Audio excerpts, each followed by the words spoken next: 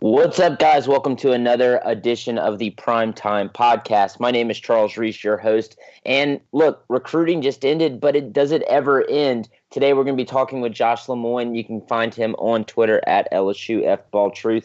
We're going to talk about the 2019 class and look forward ahead to that 2020 class as it's already starting to build buzz. Not only is it filled with very talented guys already, but there's news of guys from not only California, but I heard a little Arizona news about a guy, a DB that's out there that has LSU on his eyes. But before we get into that, we'd like to welcome Josh. Josh, how you doing today?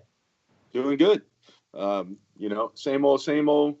It was some good news for LSU on National Signing Day, so I think all went well. Well, before we talk about National Signing Day itself, let's just get like kind of a beat on the guys that had signed their letter of intent early. Guys like Emery, guys like Marcel Brooks, Cardell. You had four guys that enrolled early. Derek Stingley. You had Apu that enrolled early. Guys like Charles Turner, TK McLennan.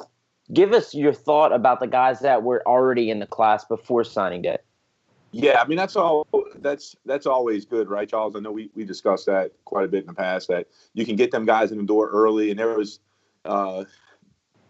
Derek Stingley actually got to practice with LSU before the bowl game. So really, as somebody who was an athlete, it's nice to be able to get in the door and just kind of see how the program works, get to know your teammates. And actually what's kind of good is I heard from talking to some of the coaches that some of these young guys that get in early can talk to some of the seniors that are walking out the door, that are either headed to the NFL or just headed into their careers. So it's just overall, it's a great opportunity to soak all that in. Well, speaking about that, Devin White was on Off the Bench today, was talking about how hard of a decision it was for him to leave, but was talking about how LSU, it's a forever thing. He was saying, he still talks to players that are on the team now daily. Mm-hmm. He's in Snapchat groups. And he was talking about how, he's was one of the main recruiters for LSU. And he said he was keeping an eye on this class. How important is it to have not only guys like Devin, but all these NFL guys that are still around the program day in and day out, especially during the offseason? Yeah. So, Charles, let me say this. So, Coach O said something this week about being on Twitter, and he doesn't understand Twitter. Well, some of the older coaches, and Coach O obviously does a tremendous job. Coach Saban at Alabama does a tremendous job. But what aspect that I don't think they get, Charles, is what you're saying, is how these current players and guys that are in the NFL, Jamal Adams, who's really active on social media, how they use social media to LSU's advantage.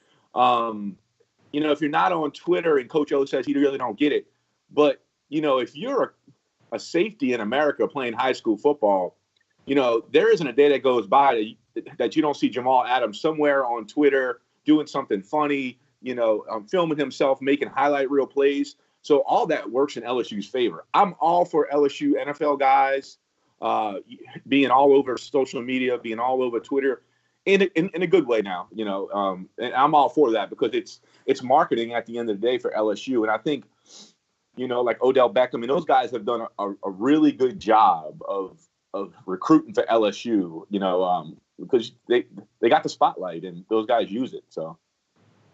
Yeah, and even more so with the AFF coming into play, there's even more LSU guys that were on there. I know that Memphis team is loaded with LSU guys. Is, yeah. So it's good to have. I mean, it's constant buzz for this program. Now, we talked about some of the guys that were early. I want to talk about Siaki Ika. How important is it to have him in this class? I know he was kind of one of those guys. Not many people were looking at their radar. He ends up committing on that early signing period. And now that LSU missed out on a couple of guys on signing day, especially the defensive line position, it looks like Apu's going to have a chance to be getting significant play time in his freshman season. Yeah, Charles, I mean, it was big, especially since we missed out on one half of the meet crew there, in which we kind of knew that was going to happen, from all the chatter. But Siaki, he's Haloti Ngata, Charles. I'm not sure how much you got to watch him in college, but that's who he reminds me of. Just a monster in the middle, and just can eat up space. You don't necessarily have to make a ton of explosive plays, but it's going to take two guys to block them every play. You know, I mean, you got linebackers like LSU do, and you can let them boys run wild. It's only going to help. But he's such a big body, Charles, like you said. I mean, got him 6'2.5", 370. You know, I mean, that's just a massive body. And if you watch him his camp film, he can move for how big he is. A lot of guys I talked to at the camps, they said they were pleasantly surprised, you know, how quick he was for his size, because, you know, how many guys have we seen, you know, come through that they got the size, but, you know, they're kind of slow, don't have the feet. So that's good. I think he plays early, Charles. I think we're going to see him on the field his freshman year. Yeah, and they're going to need some significant play out of him, especially, you know, going forward with a guy like Alexander leaves early for the draft. Because, I mean, not many people talked about it, but you turn on his game film from last year, especially second half of the season, he was all over the place. He was very impressive, too, when he got that playing time. And, you know, defensive line is a position that we talk about a lot. Look, LSU missed out on an opportunity to bring in an even more impressive class. And while, look, this one is very impressive, defensive line was that position that Ogeron talked about after that Bama game, saying that we need to recruit better along the line. Before we get to defensive line, talk about this offensive line. It seems like in that Miles era, we were always getting guards, and the best ones would kick out the tackle. Now LSU is recruiting quality tackles. Look, a guy like Ray Parker is a guy that can be on the left side of the line for years to come. It seems like LSU is finally starting to get quality offensive linemen in this program. Yeah, you know, he made a couple moves, and with the hiring of John Brady from the Saints, and we know this, Charles, because you see the traffic on social media and the news that LSU fans don't have patience. But we talked a long time ago that we got to have patience, even with Coach Ensminger, with the offensive side of the ball. He might not be the long-term answer, but Coach O is pushing on him to have a, you know, open mind to the offense, and that, you know, hiring of Brady is just going to push that along. But to recruit those type of guys for you to run RPOs, like you said, have the more athletic tackles. Now you're starting to see the recruiting, like you're saying, Charles, come into play with that style of offense. You know, LSU fans want it all overnight. Well, when he first got there, like you mentioned, that line was designed just to run right at you. They didn't have necessarily the athletes, like you said, on the edge to move their feet. But he's starting to bring those type of guys in. And it's going to be fun to watch this transition. You've seen it at the latter part of last year of the season, you know, kind of happening with the offense.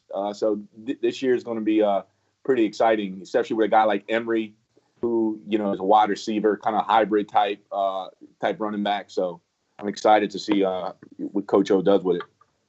Yeah, starting to see some key pieces on offense come together, and an offense that should be much improved going forward, especially with a guy like Brady coming in, helping to develop that passing attack. Yeah. You saw what he did with Taysom Hill, and you really saw what he did with Penn State. O had a quote from his press conference after National Signing Day saying how Moorhead, the coach over at Penn State, who was the offensive coordinator over at Penn State whenever Brady was there, said, "Hey, man, you got a really good guy this year." And, man, it seems like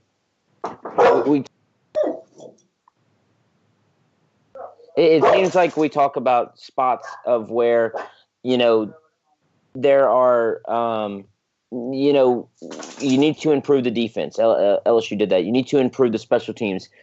LSU did that. What are they doing on offense now? You know, we talk about Brady coming in, but where do you see this program evolving to the next step for next year on the offensive side? Yeah, on the offensive side, I think you got to continue to evolve the passing game. You know, let's not sit here anymore, Charles. We talked about this all season, that if you put on the tape, we were watching a 90s spread offense of what kind of the Florida Gators ran in the 90s, which is great. You know, I know we wanted an offensive attack that was more spread, but now it's time for Coach Ensminger to incorporate the RPO. You know, like you say, the quick pass, calling 3 or 4 plays in the huddle, allowing Gio to check off the different options. We need to take that next step with this offense.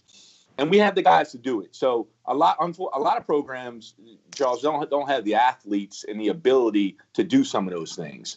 But the way that they've recruited and the athlete, just in general, the athlete that you're going to bring in LSU, and the way that Coach O has brought in a high-end athlete, that they have it all in front of them. It's really just committing to, like Brady, like you said, and committing to that type of offense, and just going out there and executing. Well, look, we kind of hinted at it earlier. LSU, it seems like they missed out on an opportunity to grab some key defensive linemen. While LSU, next year seems to be all right, how important is it that, you missed out? We talked about Apu coming in, but how key is it that you had guys like Braden Fehoko and Rashard Lawrence decide to stay one more year on their final year of eligibility at LSU? And then you can't forget about Kalevion Chasson is coming back this year. Yeah, he's like the forgotten guy because unfortunately he got hurt in that first game. And when I said that publicly, that O's done some of his best recruiting, Charles, there to keep some of them guys to come back. People are like, "What are you talking about?" Some people don't understand what I mean when I say that, but you recruit your guys on your team just as hard as you recruit the guys, the high school guys. You get them guys to come back. That's like grabbing 2 5-stars to stay at your school for one more year and play at that high level. Fehoko and Rashard, those guys are going to the NFL. Not saying they're first-round picks, but they're definitely going to fall somewhere in the first 3 or 4 rounds. So you be able to bring them 2 guys back. It's key that Coach O's been able to do that. You're not seeing the floodgates open anymore at the end of the year. Guys want to get out of there as fast as possible. So Coach O's keeping them in-house. And then he was able to grab 8 of the top 10 guys in the 2019 class and keep them in the state. So, he's patching up them leaks, Charles, that we mentioned early on when we started our show, that he needed to start kind of patching some of them holes up and keep them guys in. And I really think he's done, a tremendous job of doing that. Yeah, it seems like this program continues to trend upward. And while, the defensive line didn't finish how they wanted to, right. 2020, and I'll ask you about that a little later, 2020 looks like a year that is loaded with defensive tackles, defensive ends, guys that LSU is high on these guys' boards already. So it looks like LSU will be able to snag some quality guys on the defensive line for 2020. Yeah. But sticking with the 2019 class, LSU was able to sign just a plethora of defensive backs, especially at that cornerback position. A lot has been made of Stingley, and they said during the bull practice he was the best cornerback that was out there. Is that crazy? That's crazy to even think that, right? It is, and he's the highest rated defensive back since Patrick Peterson, according to 247. So it seems like this guy is primed for an excellent career at LSU, but you can't forget about the other guys. There's 6 other guys that are defensive backs that signed, right. And it seems like all 6 of those could potentially be starters or number 1 cornerbacks at any other SEC school. Talk about this defensive back haul. Yeah, man, I did a show the other day, and I said, let's take Stingley out of play. So let's act like we didn't land him for a minute. And just look at the haul without Stingley.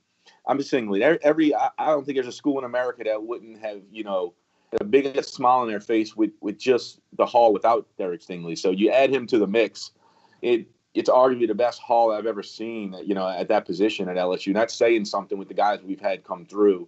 The Maurice Hampton pickup, I know we talked about him playing 2 sports.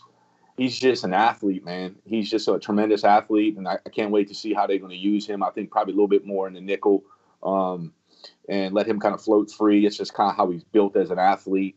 Radarius Jones is the one I think you're not going to see much from him, I don't think, Charles, in this coming year. But I think a while back, Charles, I mentioned him to us that the staff really liked him, and when you look him up, he played quarterback in high school. He played DB, played both ways, but really raw, kind of a skinny kid, but he really reminded them of Greedy Williams out of high school. And they loved what they saw at camp from him. And when I heard his name, I was surprised that they fell in love with him. But, as the season went on, his senior year, you could see him develop. You can see him starting to add a little weight. He's coming, a grown man. So he's going to be a name, I think, 2 years from now, Charles, Darius Jones is going to could be that lockdown corner, kind of like Gritty was, because he's just such a really, really good athlete. Cordell Flott out of Alabama, he's going to be long. He's athletic, but right now he's really skinny. He's another guy that needs to kind of sit in the program for a year or two. But when he adds that 15 or 20 pounds, you know, he's going to be another really good one. You know, it's obvious, Charles, that what Corey Raymond loves, he loves long, tall, rangy cornerbacks. And, you know, it's who's to argue with him? You know, he's been the best coach, you know, in America at grabbing DBs and putting them in the NFL. So that's what they like, and it surely seems to work. Yeah, it seems Bill Bush has been a great recruiter as well. Yeah. And that's something we should talk about. Before we get there, I want to ask, you know, a lot has been made about a guy like Marcel Brooks and what position he would play. Seems like, man, at his size, 6'2", 195, he'd be an excellent safety, or even a guy like Devontae Lee could be an excellent safety. Do you see either of those guys ending up in that defensive backfield? Yeah, I mean, Charles, I don't know what your opinion is. You know, I think Brooks, to me, he's kind of like the stud safety we have now, Grant Delpit. I mean, he to me, he's kind of built like that. He's an athlete like that. He's a little heavier than Grant was when he first got to the program. Marcel's just he's blessed with good genetics, but you know, I don't want to say he's going to play safety right off the bat because, you know, and then I see, Charles, that he might fall into that hybrid that they found for Jacoby Stevens and Corey Thompson. You know, I think he's going to be on the borderline there, that they can maybe use him as like that hybrid guy that can rush the quarterback, but maybe also drop him back into a safety, you know, kind of hybrid linebacker position. So, but hey, this is good problems to have. Then when you got athletes like this and you can move them around like chess pieces, it's going to be fun to watch Coach Aranda and how they use these guys. Well, looking at this 2019 class, how they finished on National Signing Day, grabbing a guy like Devontae Lee and grabbing a couple of guys like Thianu, the JUCO prospect, the defensive end, that seems to have a lot of abilities. Yeah. How would you end up grading this class in terms of needs met and guys that they brought in to fill such needs? Yeah, I mean, as far as grading it out, as far as needs, that's why I think sometimes we get locked into the rankings. And we're all human. I get it. You know, it's nice to finish number one. But talking to a couple other coaches that they really were impressed how Coach O, you know, sticks to his plan. And he's not like how he was in Ole Miss. He really stuck to his plan and went and got the positions he needs, the guys he needed. He did a pretty good job of that last year, closing with some JUCO guys. So grabbing the JUCO defensive end from Mesa, Arizona was big. Charles, I got the chance to speak to his head coach, and they said the motor on him is unbelievable. They said he's going to be ready to play. First day out, he's done an NFL body, and they said Coach O grabbed a good one there. You know, some people look at their rankings. Oh, he's only a 3-star JUCO guy. You got to understand how these JUCO rankings work, and if they tell you the truth, Charles, some of these guys and these national ranking guys, there ain't too many guys that go out and watch too much JUCO film, you know. So a lot of times you can get a steal in the JUCO ranks, and it's not even a steal; it's just no tape on them. They don't spend too much time looking at the JUCO guys. So someone talking to some of the guys and the sources I have and the coaches that played against them and coached them, they said he's going to be a day one starter as far as if Coach O needs him, he's ready to go. He's an SEC body, so. Man, that's really big news, especially on the defensive line. You know how it is in the SEC; you can never have too many guys. So, yeah, especially that pass rusher position. Right. Now exactly. we talked about it a little bit earlier, and we talked about Apu, a guy that got both of those. You know, creating this Polynesian connection, as they have been saying over the past week, is Bill Bush. How good of a recruiter is Bill Bush? I know he's an excellent coach, but it seems like he is hitting all the marks with these West Coast guys. Yeah, you know, Charles, this is one that I don't think, I think people would be lying to you if they seen this coming from Bill Bush. Great background, where he came from, and, people speak highly of him, but I wasn't expecting him to be this good of a recruiter. And let me tell you what I like about him. He humbled himself. Nobody really knows him in the Deep South, and we have guys that can recruit there in the Deep South. So Bill, what he did, he went back to what he knew, and he went to the areas where he knows that the players and coaches knew him. And he went out to the West Coast where he has a lot of ties, and he's starting to make those connections and pull those kids to LSU. And Charles, keeping up with recruiting, it's not always easy to pull a kid from out West and bring him down to LSU. Not only just because of how far it is, it's a culture change for a lot of these guys. So, and then, with the Polynesian connection, I mean, that's a good one because a lot of times when you start that connection, because a lot of those guys, they like family around them.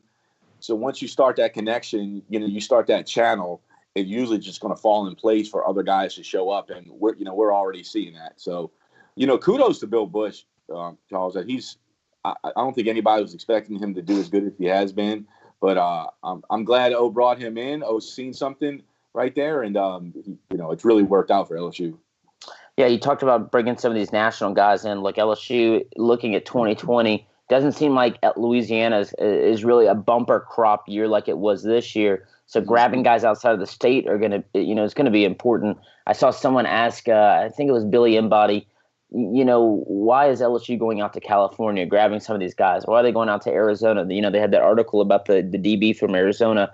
I think Shea posted, and he said LSU is a national brand. They need to recruit like a national brand. How important is that? And talk about the success they've been having, not only with these California kids, but all over the country, as LSU is looking to be a hot name with some of these top elite talented guys, especially out in the West Coast. Yeah, I mean, look, I help a lot of young guys and, getting in, schools. And so a lot of the guys reach out to me and kind of see what's available. And there's been such an uptick in the West Coast guys. While I'm out there doing some work on the West Coast, I got an opportunity to meet up with some of them and, talk with a few of them. And it's funny, man, that once that ball gets rolling like that, guys are interested in LSU. And a guy like Elijah Ricks, who's the number one cornerback, in America, arguably, and out there on the West Coast, he's been doing a lot of good recruiting. He's on TV quite a bit. We had some really big games in high school that was on ESPN. So that ball's rolling, and it's a team effort, and Coach O having ties back to USC in his days when he was recruiting has really, really helped big time. So when I'm out there talking to some of the coaches that have a little age on them, in their, let's say, mid-40s to mid-50s, that's what they speak of first, Charles, is, I know Coach O from his days at USC. He used to come visit the high school all the time. I know Coach O from when he was I probably heard that 30 times, so he's just using those ties that, he built a long time ago when under Pete Carroll, and he's continuing to capitalize on them. And, it's good, because California's got a lot of talent. A lot of guys don't pay attention to California that much, but, when you get out there, the population's so, it's so big, and there's a lot of football talent out there. And look, with USC and UCLA struggling, there's not a better opportunity right now for LSU to grab a few of them guys. Well, with LSU's finish, a top 5 class consensus, it seems to seem across the board. I think ESPN had them 7, but no one really cares about them anymore. Right. But you said it seems like there's better sites these days, But LSU still has to keep up with what's going on in the West. And as we look towards that 2020 class, don't want to get into it too much because I do want to have a 2020 episode coming up, kind of like we did last year, around Junior Day, as we get some more guys to commit. What can we look forward to in this 2020 class, especially from the guys committed, and not only them, but some guys that have LSU really high on their board? Yeah, so the first thing that we need to take a look at is the quarterback position, and I know LSU's already got 2 guys committed, Max Johnson and TJ Finley, 2 highly recruited, 2 very talented guys. I'm a big TJ Finley guy. I got to watch him throw numerous times. 6'6", 230 pounds, and can just make any throw on the field at 16 years old. Got a rocking arm. So at this point, it's really just learning to read defenses and stuff. And but with the number one quarterback in the country sitting out there in California, that LSU's interested in. I kind of want to see how this is going to play out, Charles. That if you don't want to push out. Max, he's the number 5 ranked dual threat quarterback. TJ's at the end of the day, Charles. I think TJ. I don't know what your thought is. I think he's going to finish as a 5-star pocket passer. I just think he's that good. But curious to see if O is going to push on some of these other top quarterbacks who've really showed interest in LSU because of the national brand and the way we've been going. How's that going to all play out? Charles, what's your thoughts on that? Curious to hear. Does LSU push for any more quarterbacks, or do you think they stay right there with them too?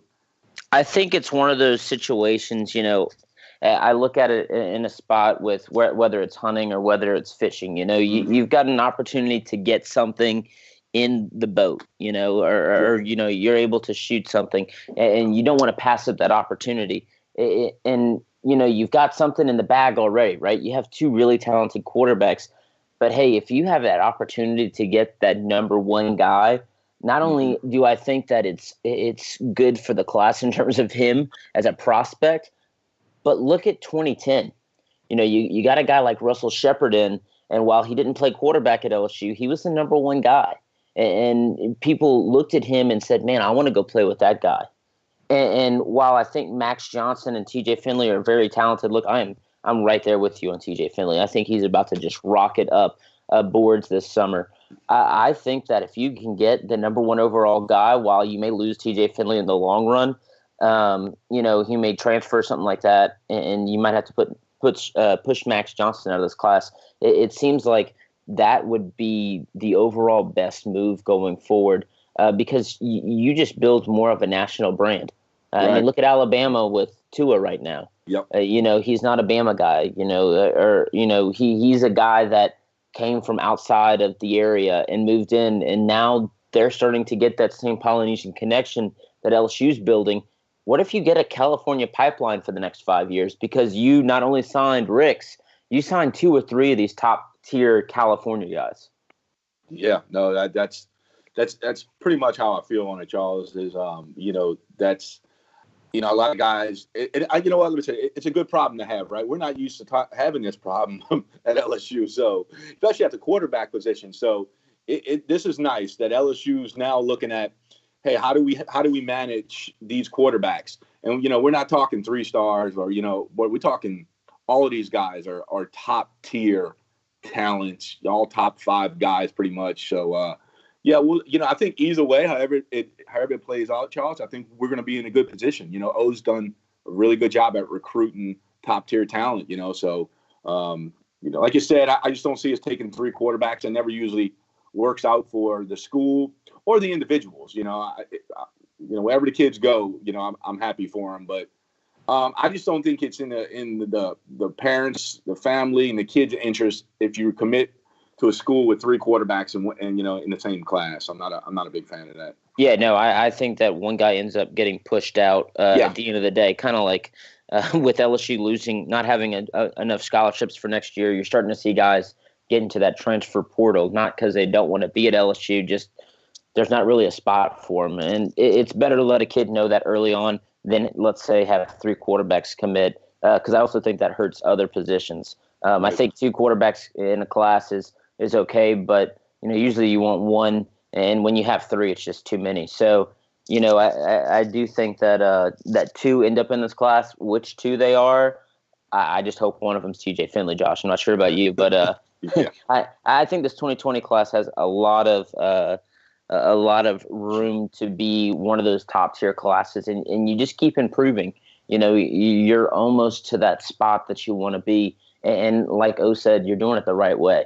Not to get into that too much, but you're doing it the right way. And I think that if LSU can continue to build on their success, hire great coaches, and have that championship level coaching, you're going to get over that hump, and not only the Alabama hump, you're going to end up winning an SEC title. And once you go from there, it's all about how your program continues that upward trend and how the coaching staff deals with it. You can either progress or you can degress. And I think LSU has the staff around them right now that this program, it's just a ship that's just, going straight up in the air, and I don't see it falling anytime soon.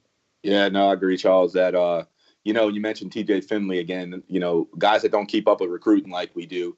To me, when you watch him, he's a Jamarcus Russell, but with a good head on his shoulders. Jamarcus Russell on steroids. Yeah. I mean, I think he's that type of arm talent. But he's got tremendous head on his shoulder. He's such a good kid when you speak to him and you get to know him. And so that was the one fall we always talk about with him at LSU. If he had his head screwed on a little bit tighter and had his stuff together, he could have been, all world Heisman, anything he wanted to be. And he was still the first pick in the draft, So but I think Finley's got that ability to be an NFL quarterback because his arm talent's just out of this world. So, so you mentioned a couple other guys, Jacobian Guillory of Alexandria, Louisiana. He's the other guy that if you want to key on, Charles, that for 2020 defensive tackle, we lost half of the Emit crew on National Signing Day, but I think I like him more, so he's, to me, he's like an Aaron Donald type guy. He's not as tall, but he's really explosive with a lot of strength. So I'm not sure what your thoughts on him are. I really like him, and the guys out of Mississippi, it seems like when we have that 2020 pod in a couple of weeks, there's going to be a lot of guys we're talking about that are really going to be, in my opinion, needle pushers day one as soon as they step on campus, Josh. Oh, yeah. You got Jacqueline Roy, from University Lab there in Baton Rouge. I like him a lot. I think he's and we all do. I know you've probably seen the film on him there but he's still young and growing into his body. I think he has the potential to be extremely good. He just looks like an NFL, guy, NFL kid right now when I watch him on film. With him, it's a lot of these guys at this age, it's all technique and, still being coached. So pretty excited about him as well. Well, Josh, to wrap things up, you got anything going over on at LSUFballtruth.com? Yeah, so we actually dropped an article today, actually on Jacobian Guillory there. Megan Red caught up with him, and she did an article on him, how his recruiting's going. How's everything going? He was at the SPE camp there, so she caught up with him, and we actually will have another couple more articles coming out here in the next probably week or so. So keep an eye out for that. I'll push them out through my Twitter as we catch up with some of these guys for the 2020 class. So yeah, just keep an eye out. I'm always trying to push some stuff out on Twitter throughout the day. Well, Josh, thanks for coming on and giving us a couple of your minutes, talk about the 2019 class, and let's do it again soon. Let's talk about that 2020 class in a couple of weeks. Sounds good, Charles. Thank you. Well, this 2019 class, very exciting. 2020's got a lot of things to look forward to. Look, LSU basketball tonight, huge matchup against Kentucky. LSU baseball opens this week. Softball had a no-hitter. It seems like everything going on in Baton Rouge is exciting. Lots of things to look forward to as the spring rolls in, and then we get into that next period into the fall. Following a couple of months after that, it's just been a whirlwind of a time covering LSU sports as every team is having great success right now. But for Josh Lemoine, my name is Charles Rees. You'll have a great week, and as always, God bless.